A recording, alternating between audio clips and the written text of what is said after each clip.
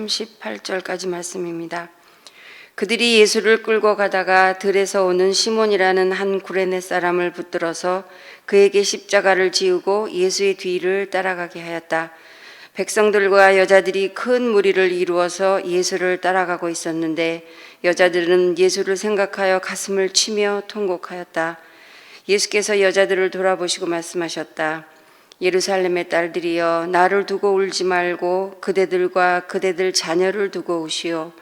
보시오, 아이를 베지 못하는 여자와 아이를 낳아보지 못한 태와 젖을 먹여보지 못한 가슴이 복되다 하고 사람들이 말할 날이 올 것입니다. 그때 사람들이 산에다 대고 우리 위에 무너져 내려라 하며 언덕에다 대고 우리를 덮어버려라 하고 말할 것입니다. 나무가 푸른 계절에도 사람들이 이렇게 하거든 하물며 나무가 마른 계절에야 무슨 일이 벌어지겠습니까? 다른 죄수 두 사람도 예수와 함께 처형장으로 끌려갔다. 그들은 해골이라 하는 곳에 이르러서 거기서 예수를 십자가에 달고 그 죄수들도 그렇게 하였는데 한 사람은 그의 오른쪽에 한 사람은 그의 왼쪽에 달았다. 그때 예수께서 말씀하셨다. 아버지, 저 사람들을 용서하여 주십시오. 저 사람들은 자기네가 무슨 일을 하는지를 알지 못합니다. 그들은 제비를 뽑아서 예수의 옷을 나누어 가졌다. 백성은 서서 바라보고 있었고 지도자들은 비웃으며 말하였다. 이 자가 남을 구원하였으니 정말 그가 택하심을 받은 분이라면 자기나 구원하라지. 병정들도 예수를 조롱하였는데 그들은 가까이 가서 그에게 신 포도주를 들이대면서 말하였다. 네가 유대인의 왕이라면 너나 구원하여 보아라. 예수의 머리 위에는 이는 유대인의 왕이다 이렇게 쓴 죄표가 붙어 있었다. 이는 하나님의 말씀입니다. 아멘. 성선설, 성악설 하는 말씀 들어보셨죠? 그런 얘기 들어보셨죠? 성선설은 뭐 길게 얘기할 필요는 없을 것 같아요. 성선설은 인간의 본성은 선하다 이겁니다. 맹자가 주장했다 그러죠. 인간의 본성은 선하다. 반대로 성악설은 순자가 주장했다는 성악설은 인간의 본성은 악하다라는 겁니다. 그러니까 악하니까 그냥 내버려 두면 안 된다라는 게 성악설이에요. 그러니까 뭐 어쩔 수 없다 이런 뜻이 아니라 인간의 본성은 아주 근본적으로는 악하니까 그걸 교화, 교육, 문명 등등을 통해서 당근과 채찍으로 쉽게 얘기하면 보상도 하고 그 다음에 처벌도 하면서 그 악한 본성을 교화시켜야 된다라는 겁니다. 기본적으로는 악하다. 그게 성악설입니다. 성서의 인간과는, 우리 기독교의 인간과는 어느 쪽일까요? 성선설일까요? 아니면 성악설일까요?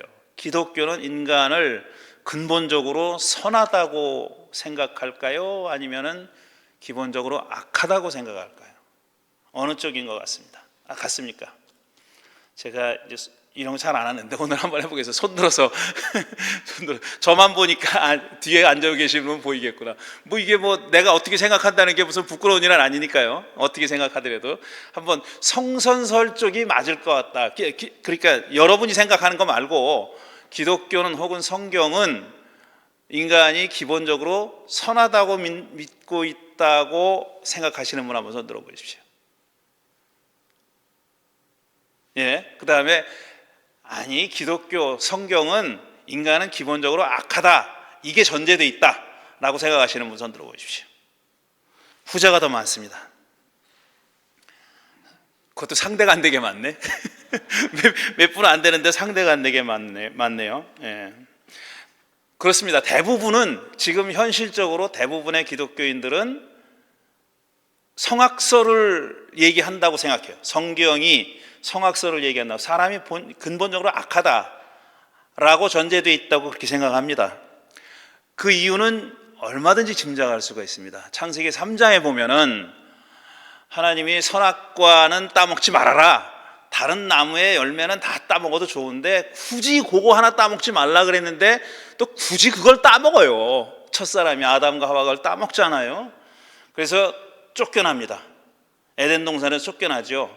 그래서 그거를 다 타락이라고 불렀어요. 타락. 전적인 타락, 그것도 전적인 타락이라고 불렀고, 그렇게 아담과 하와가 선악과를 따먹은 행위를 죄라고 규정했습니다. sin, 죄다 라고 규정했고, 첫 사람이 그렇게 선악과를 따먹는 죄를 저지른 이후에 그 모든 후예들은, 그의 후예들은 다 아담과 하와가 한 행위, 죄된 행위의 영향권에서 벗어나지 못한다. 제가 부드럽게 얘기한 거고 사실은 내용은 유전된다, 그렇게 생각한 거예요.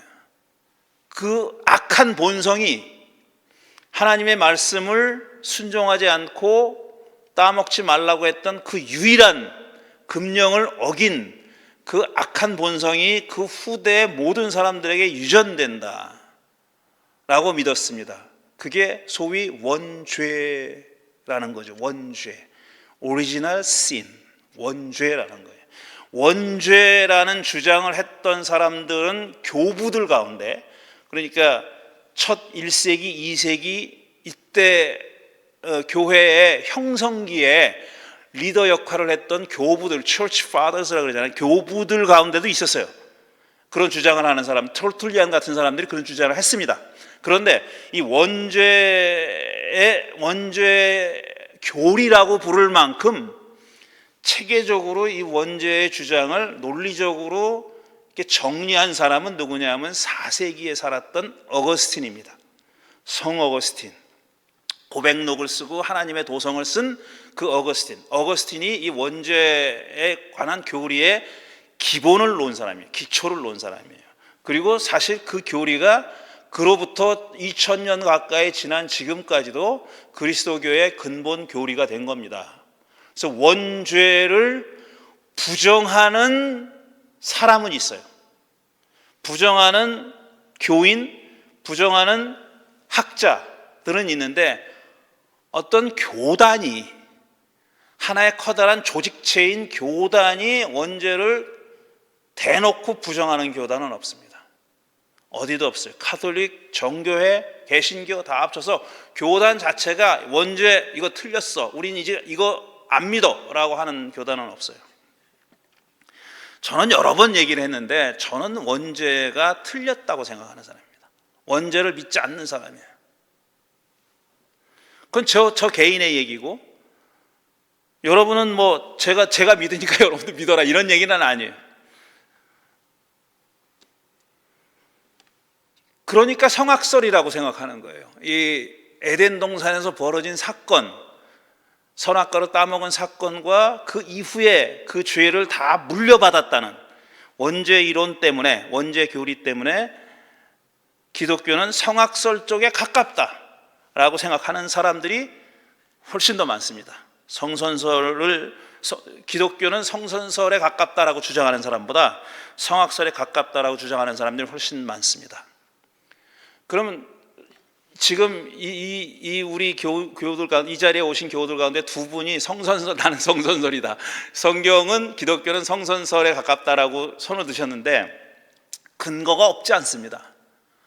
그 근거는 뭐냐면은 창세기 1장 3장보다 앞에 나오는 창세기 1장 26절 이하에 뭐라고 돼 있냐면, 하나님이 사람을 만드시되 처음에 남자와 여자로 동시에 만들었어요. 1장에서는. 그런데 뭐 어떻게 만들었냐면 하나님의 형상대로 하나님의 모습을 따라서 만들었다 그랬어요. 하나님의 형상대로 하나님의 모습을 따라서 만들었다 그랬어요. 그러니까 사람이 하나님 자신의 그 형상과 모습이 뭔지는 모르지만 어쨌든 외모를 뜻하는 건 아닐 것 아니에요. 외모가 아니라 어떤 성격, nature, 본성, 아니면 에센스, 캐릭터 뭐라고 붙여도 좋아요. 하나님의 성품을 가지고 있다는 얘기잖아요. 하나님의 성품대로, 하나님의 성품을 따라서 사람을 만들었다는 거예요. 그러니까 하나님과 사람 간에는 공유하고 있는 뭔가가 있는 겁니다. 그걸 형상과 모습이라는 말로 표현한 겁니다. 창세기 1장은 그렇게 표현했어요. 그런데 여기서 이제 유대교와 그리스도교가 갈라지는데, 그리스도교는 방금 말씀드린 대로 그 형상과 모습이, 하나님의 형상과 모습이 사람이 선악과를 따먹음으로써 결정적으로 훼손됐거나 파괴됐다, 이렇게 믿는 겁니다. 본래는 하나님의 형상과 모습대로 선하게 창조됐지만, 왜 하나님의 모습 하나님과 공유하는 게 있으니까 그건 선하다고 생각할 거 아니에요. 악한 본성을 공유했다고 생각하지 않지 않습니까? 그러니까 근데 그게 완전히 선악과를 따먹어서 파손됐다, 훼손됐다, 아니면 파괴됐다라고 생각하는 것이 그리스도교예요. 공식적으로 그렇게 생각하는, 유대교는 그렇게 생각하지 않습니다. 유대교는 원죄교리라는 게 없어요. 없어, 아예. 그런 게 없어. 오리지널 신이라는 게 없어요. 그럼 선악과를 따먹은 행위는 뭐냐? 그거는 인간의 일탈이에요. 그건 일탈인 건 맞아요. 그건 하나님의 명령에 불순종하고 잘못한 거는 맞아요. 하지만 그 행위가 1장에 나오는 하나님의 형상과 모습을 결정적으로 훼손했다고 보지 않습니다. 그건 계속 가지고 있다고 생각하는 거예요. 그건 얼마든지 인간이 하기에 따라서 그걸 훼손할 수 있다고 믿습니다. 그래서 사실상 선악과를 따먹은 행위를, 아담과 하와가 그 선악과를 따먹은 행위를 그리스도교가 생각하는 것처럼 그렇게 나쁜 짓이다, 나쁘기만 한 짓이다, 이렇게 생각하지 않아요. 근데 요즘은 그리스도교, 기독교 학자들 가운데서, 구약성서를 연구하는 사람들 가운데서도 유대교인들이 오랫동안 그렇게 해석해온 거와 비슷한 해석을 하는 사람들이 많이 있고, 그 내용을 제가 눈 떠보니 하나님 믿어라에서 설명을 한 겁니다. 창세기 3장 얘기할 때 그 얘기를 길게 설명을 한 겁니다. 이게 전적인 인간의 타락, 죄, 원죄, 이렇게만 읽을 거는 아니다, 그게 유일한 해석은 아니다라고 주장한 사람들의 그 주장을 제가 소개한 거죠. 근데 가만히 생각해 보면은 이런 점이 있어요. 왜 그럼 기독교는 이게 원죄고 인간으로서는 어찌할 수 없는, 스스로의 힘으로 회복할 수 없는 어떤 타락이다, 전적인 타락이다 라고 믿게 됐느냐 하면은, 거꾸로 생각해 보면은 구세주, 예수님을 그런 구세주로 믿었기 때문에 그걸 회고해서 그렇게 해석한 걸 수도 있어요. 예수님이 필요하다, 예수님이 세상을 구원하러 오셨다, 그럼 세상이 다 망했어야지, 그래야 구원하는 거잖아요. 그러니까 망했다고 생각하고 구세주가 필요하다고 주장을 하려니 사람이 전적으로 타락해야 되고, 사람은 스스로의 힘으로 거기서 헤어나올 수 없어야 되는 겁니다. 그래야 구세주가 필요한 거예요. 그럼 예수님이, 제가 하는 말을 오해하지 마십시오. 예수님이 그렇게 했다는 게 아니라 예수님의 삶을, 예수님이 하신 일을 그렇게 해석했다는 거예요. 후대 교회들이. 그분이 구세주여야 하니까 인간이 전적으로 타락해야 된다고 해석했다는 그런 얘기입니다. 전혀 달리 해석할 수 있다는 거죠. 그런데 이게 불행일 수도 있고, 저는 불행이라고 생각하는데, 이런 생각이, 소위 원죄, 전적인 타락, 이게 오랫동안 서구 사회가, 그리스도교가 거의 유일한 종교였고 사상이었단 말이에요. 중세시대 때까지 그랬잖아요. 그러니까 오랫동안 1000년 이상을 서구 사람들의 정신세계를 지배해 왔어요. 사람? 이건 성악설이 맞아.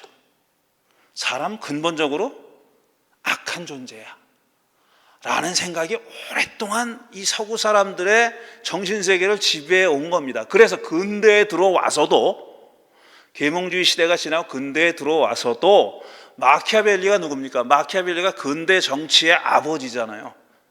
마키아벨리가 뭐라 그랬어요? 사람이라는 건 다 악한 존재고, 사람을 가만히 내버려두면 만인이 만인에 저항해서 투쟁한다, 만인이 만인과 싸운다. 가만히 놔두면은 서로 싸우다가 멸망한다는 얘기예요. 왜? 사람은 근본적으로 악하니까. 마키아벨리의 정치 철학 밑에는 이렇게 인간이 근본적으로 악하다는 인간관이 전제되어 있는 겁니다. 그래서 이걸 정치로서 어떻게 막아야 되고, 제한을 둬야 되고, 처벌을 해야 되고, 이래야 된다고 생각한 겁니다. 경제는 안 그런가? 경제도 마찬가지예요.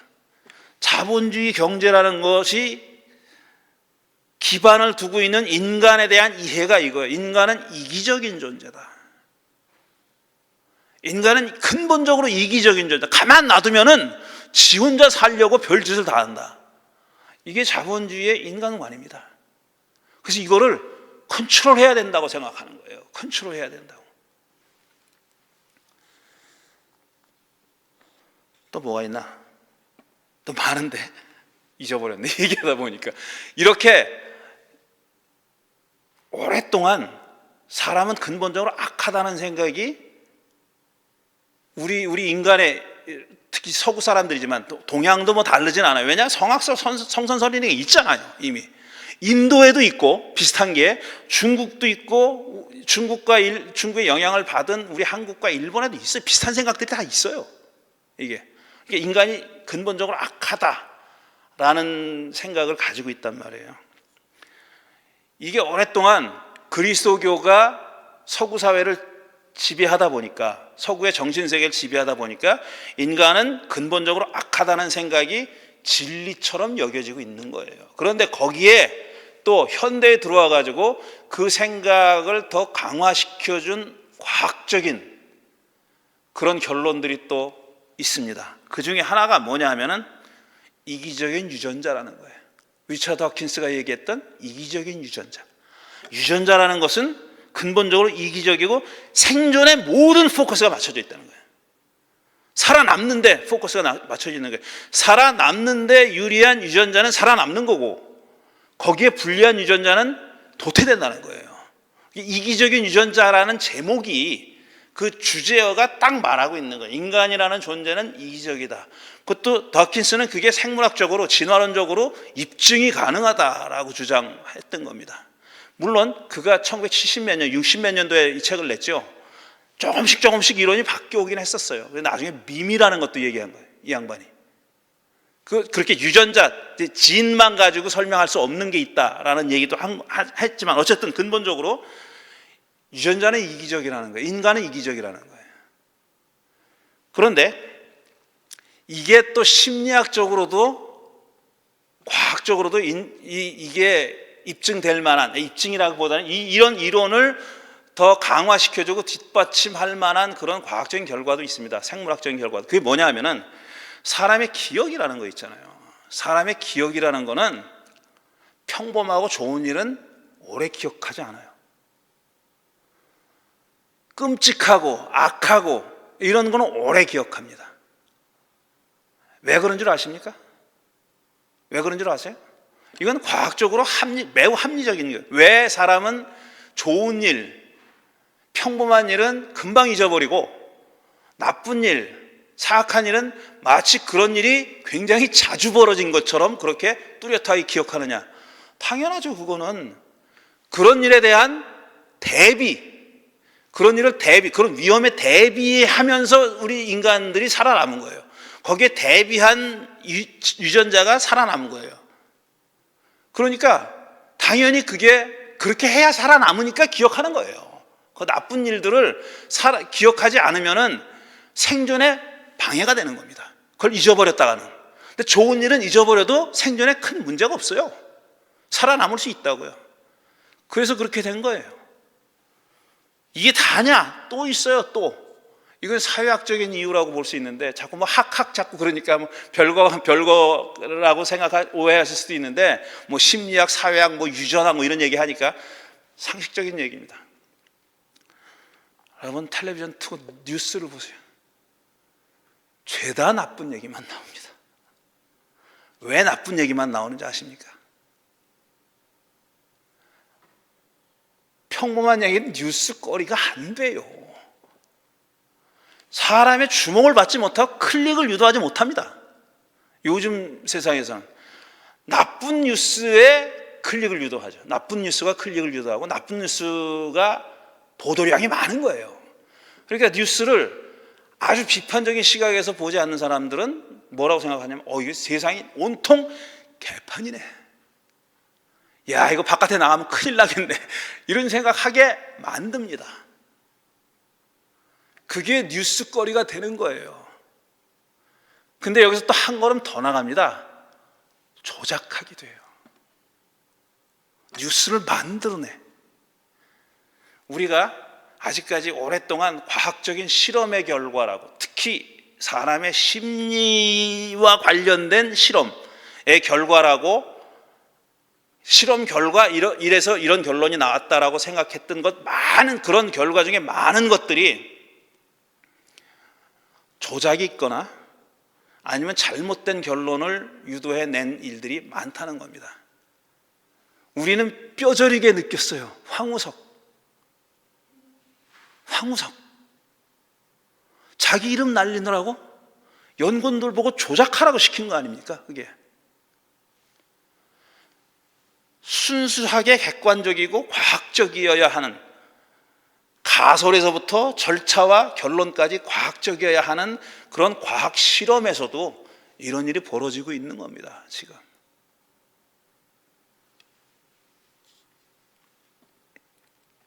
사람은 자기가 어떤 삶을 살아왔는지에 따라서 세상과 남을 보는 눈이 달라집니다. 어떤 삶을 살아왔는지가 그 사람이 세상을 보는 눈과 다른 사람을 대하는 태도를 결정합니다. 많은 경우에 결정합니다. 그래서 쉽게 얘기해서 사랑을 받아본 사람이 사랑을 하는 거예요. 사랑을 받아보지 못한 사람은 어떻게 하는 게 사랑을 하는 건지를 모릅니다. 왜? 경험을 안 해봤으니까. 그 자기가 살아온 삶의 경험을 뛰어넘는 사람은 많지 않고, 그건 정말 대단한 사람이에요. 자기가 살아온 삶과 다른 시각을 갖고 세상을 보는, 강남 좌파 욕하는데 비하하고 욕하잖아요. 저는 강남 좌파 존경합니다. 야, 쟤는 저렇게 강남 좌파가 되려고 얼마나 자기 안에 내적인 투쟁을 했을까. 자기가 아직까지 살아왔던 삶과 또 앞으로 살아갈 거로 예상됐던 삶을 일정 정도 포기하고, 그 편안한 삶을 포기하고 다른 길을 가기로 작정한 거 아니에요. 이거 대단한 거 아닙니까? 근데 사람들은 대부분 그렇게 살지 않아요. 그렇게 살지 않고 거기에 아무 문제도 안 느끼고, 심지어는 자기가 살아온 배경이 이렇기 때문에 이렇게 세상을 보는 거다라는 인식도 없습니다. 이게 다 맞다고 생각해. 자기가 보는 눈이 맞다고 그렇게 생각하잖아요. 제가 이 얘기를 계속 길게 하는 이유는 뭐냐면은, 지금 오늘 읽은 본문에서 길게 읽었는데 제가 딱 집중해서 말하려고 하는 귀절은 하나입니다. 아버지, 저 사람들을 용서해 주십시오. 저 사람들은 자기네가 무슨 일을 하는지 알지 못합니다. 예수님이 자기를 십자가에 못 박아 죽는 그런 행동을 하는 사람들만 두고 하는 얘기는 아니죠. 못 박는 하급 군인들만 두고 하는 얘기는 아니에요. 이 지경까지 이르게, 당신은 이 지경까지 이르게 만든 모든 사람들을 염두에 두고 하신 말씀이겠죠. 아버지, 저 사람들은 자기들이 지금 무슨 짓을 하는지 모릅니다. 그 사람들은 왜 모를까? 그 사람들은 왜 모를까요? 예수님은 그 사람들이 그들은 자기들이 무슨 일을 하는지 모른다고 생각하신 거예요. 무엇이 예수님으로 하여금 그렇게 생각하게 만드는지도 궁금하지만, 그것보다는 왜 그 사람들은 자기들이 무슨 일을 하는지 모르고 행할까? 이게 제 질문이에요. 근데 그 질문에 대한 대답을 얻으려면은 저는 이렇게 생각하는 거예요. 사람은 자기를 뭐라고 생각할까? 나는 나를 어떤 존재라고 생각할까? 그걸 공동체적으로 얘기하면 사람이라는 종은 자신을 뭐라고 생각하고 있을까? 만물의 영장 하는데 정말 사람들이 다 자기를 만물의 영장이라고 생각할까? 자기를 뭐라고 생각할까? 라는 겁니다.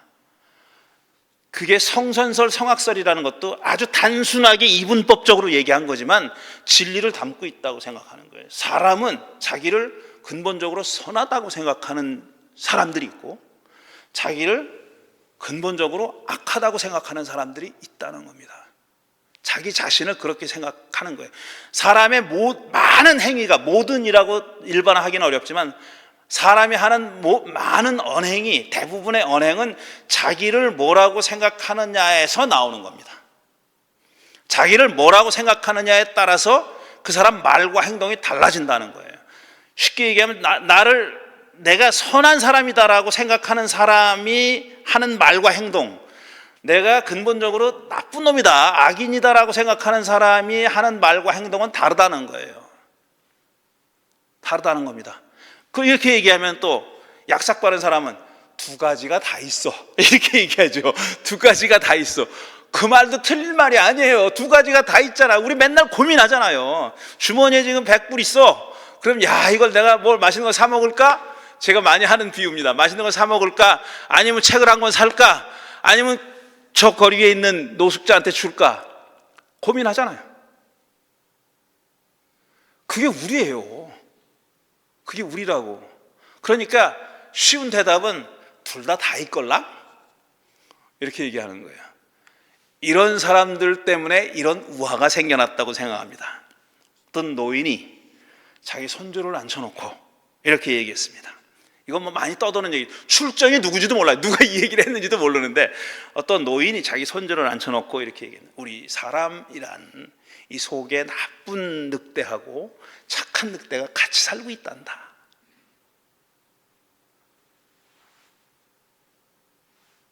그 손주가 뭐라고 물어봤겠어요? 싸우면 누가 이겨요? 이렇게 얘기한 거죠. 할아버지가 뭐라고 대답했습니까? 네가 먹이 주는 놈이 이겨. 이거 너무너무 진리예요. 너무너무 진리라. 이 얘기를 앞으로 조금 더 해보겠습니다. 오늘은 여기까지. 시간이 이미 많이 갔습니다. 잠시 묵상하는 시간 갖겠습니다.